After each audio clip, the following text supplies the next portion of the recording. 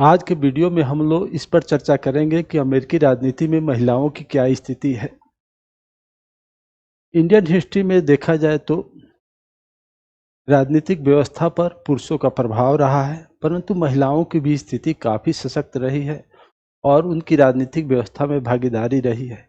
Indus civilisation को मातृ प्रधान सभ्यता कहा जाता है। ऋग्वैदिक काल में भी महिलाओं की स्थिति अच्छी थी।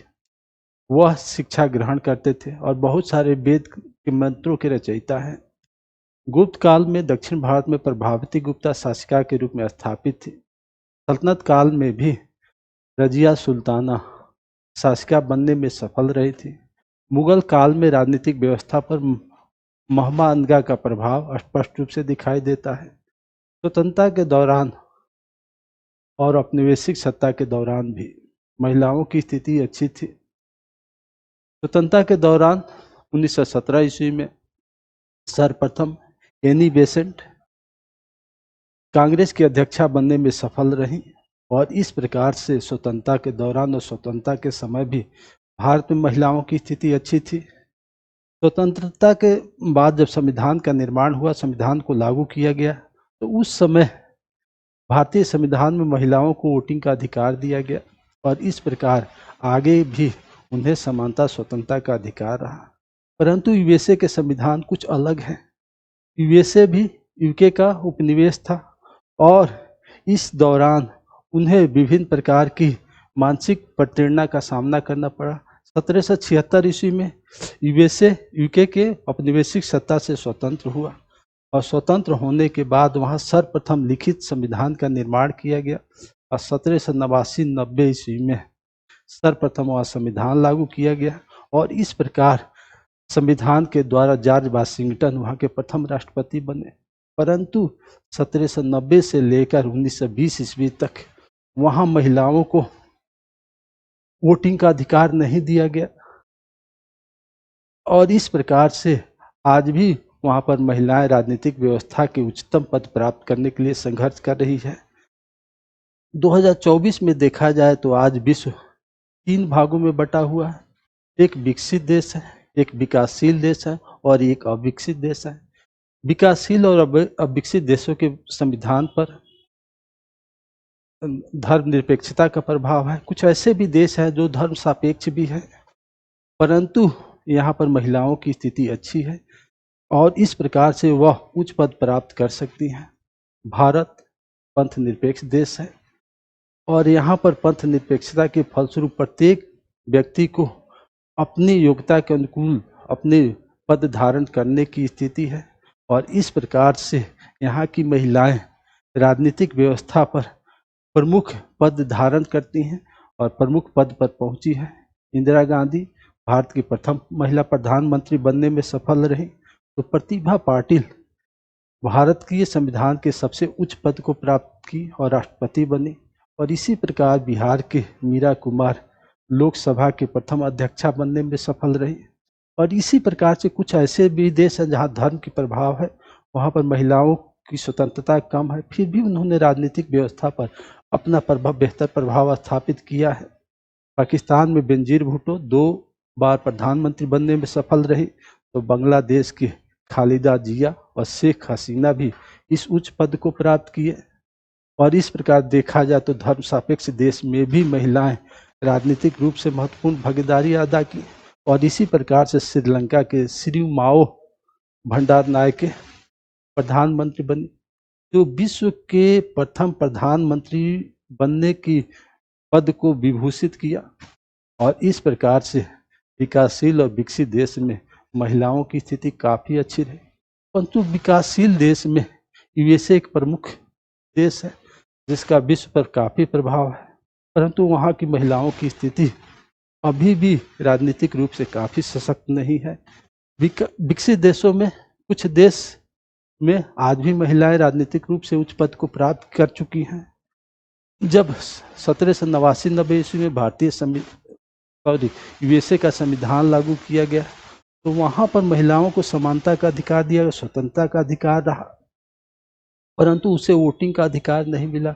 1920 ईस्वी में सर्वप्रथम वहाँ महिलाओं को वोटिंग का अधिकार दिया गया और इस प्रकार 1920 के बाद उन्होंने अपनी राजनीतिक जीवन की शुरुआत की, राजनीतिक भागीदारी को सुनिश्चित करने की कोशिश की, परंतु 1790 के बाद ही महिलाएं, यूएसए की महिलाएं कॉर्पोरेट सेक्टर में काफी ऊंचे पद को प्राप्त किया, खेल जगत में नए कीर्तिमान स्थापित किए, मीडिया संस्थानों का भी नेतृत्व किए, परंतु राजनीति में वो काफी सशक्त नहीं।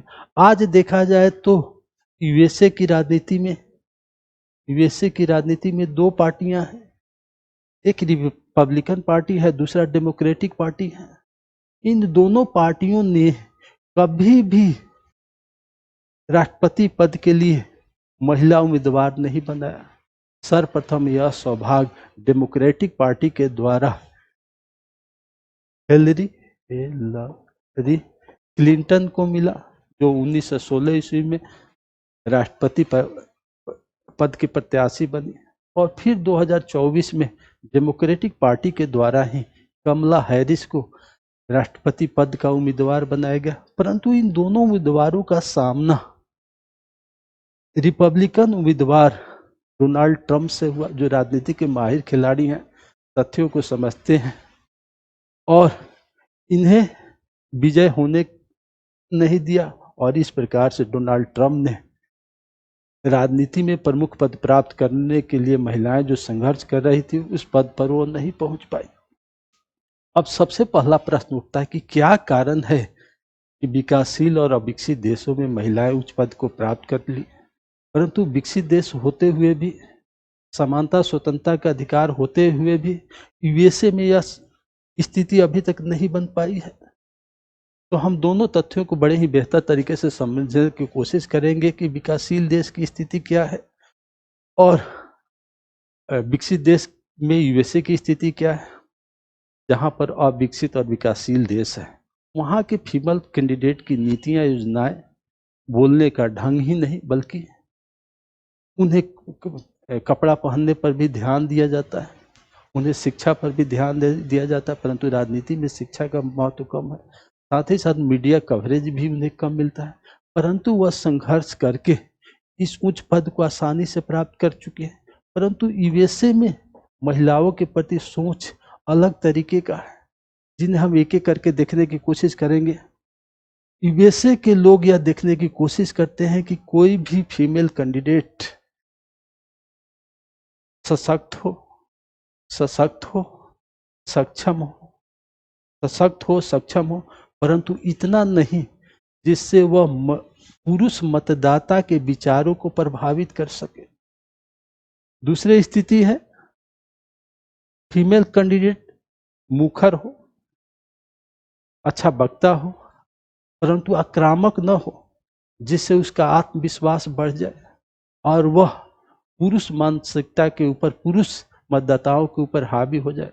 आप एक देखने की कोशिश करेंगे कि आज भी सामाजिक व्यवस्था के अंतर्गत कुछ लेडीज मुखर होती हैं, ज्यादा बोलती हैं, तो वह पारिवारिक संरचनाओं को बड़े ही बेहतर तरीके से स्थापित रखती है, लेकिन उनकी मुखरता एक आक्रामक रूप ले लेता है, डोमिनेट हो जाते हैं, तो वहाँ पुरुष वर्ग रिसेसिव हो जाता है। तो यही है कि ज्यादा आक्रामक होने के कारण वह पॉलिटिकली डोमिनेट हो जाएंगी, जिससे वहाँ के पुरुष मतदाता कमजोर होंगे।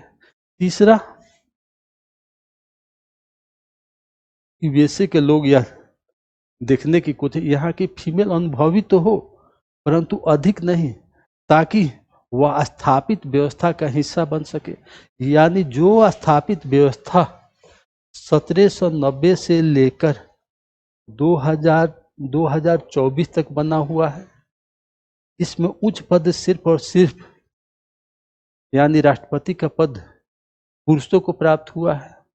तो उसका यदि हिस्सा बन जाती हैं तो यहाँ पर पुरुष मेल डोमिनेंट पॉलिटिकल स्ट्रक्चर किसी न किसी रूप में प्रभावित होने लगेगा, और जब प्रभावित होने लगेगा तो उनकी स्थिति डाउनफॉल होगी। परंतु 2024 के चुनाव और आंकड़ों और पड़े हुए मतदान को देखने के बाद यह बात स्पष्ट रूप से पता चलता है कि अब संयोग बदल गया है, और साथ ही साथ कुछ डेमोक्रेटिक पार्टियों के द्वारा फीमेल कैंडिडेट को राष्ट्रपति उम्मीदवार बनाया जा रहा है। साथ ही साथ युवा मतदाता, जो युवा मतदाता है, युवा जो वर्ग है, वह अब इस लिंग भेद को देखने की कोशिश नहीं कर रहा है। यानी युवा मतदाता के अंतर्गत लिंग भेद, यानी फीमेल कैंडिडेट हो या मेल कैंडिडेट हो, यह देखने की कोशिश नहीं कर रहा है। वह योग्यता की प्राथमिकता दे रहा है, जिसके अंतर्गत योग्यता ज्यादा होगी उसका चुनाव किया जाएगा। यानी युवा मतदाता इस पुरुष मानसिकता या पुरुष मतदाता से अलग हट करके योग्यता की प्रधानता को सुनिश्चित कर रहा है। साथ ही साथ यह भी देखा गया कि थर्ड जेंडर जो है उसके अंतर्गत भी फीमेल राष्ट्रपति को वोट देने की संख्या बढ़ी है और इस प्रकार से 2024 का चुनाव एक अलग दिशा को प्राप्त किया। साथ ही साथ यह देखने की कोशिश करेंगे कि यूएसए के मनोरंजन जगत में, यानी फिल्म जगत में, जहां महिला कैंडिडेट को एक संघर्ष करके अपने को स्थापित करने की कोशिश की जाती है और वह धीरे धीरे संघर्ष करके स्थापित हो जाती है। तो यही 2016 के बाद जो राष्ट्रपति चुनाव के लिए फीमेल कैंडिडेट को उम्मीदवार बनाया जा रहा है, वह धीरे धीरे संघर्ष करने की स्थिति को प्राप्त कर रही हैं और इस प्रकार से यूएसए में भी आने वाले आगे कैंडिडेट में भी राजनीतिक व्यवस्था पर फीमेल कैंडिडेट की उम्मीदवारी सुनिश्चित होगी और राष्ट्रपति बनने में सफल रहेंगे। क्योंकि 2021 के चुनाव में राष्ट्रपति तो जो बाइडेन बनने में सफल रहे, परंतु उपराष्ट्रपति का पद कमला हैरिस को प्राप्त हुआ। इस प्रकार हम देखें कि 1790 से लेकर 2024 तक कि यूएसए के पॉलिटिकल स्ट्रक्चर में जिस तरीके से फीमेल कैंडिडेट अब संघर्ष की स्थिति में पहुंची है, तो धीरे धीरे यह संघर्ष एक अच्छे मुकाम की तरफ बढ़ रहा है और इस प्रकार से वह आने वाले फ्यूचर में राष्ट्रपति पद को भी प्राप्त कर सकती हैं। जय हिंद, जय भारत।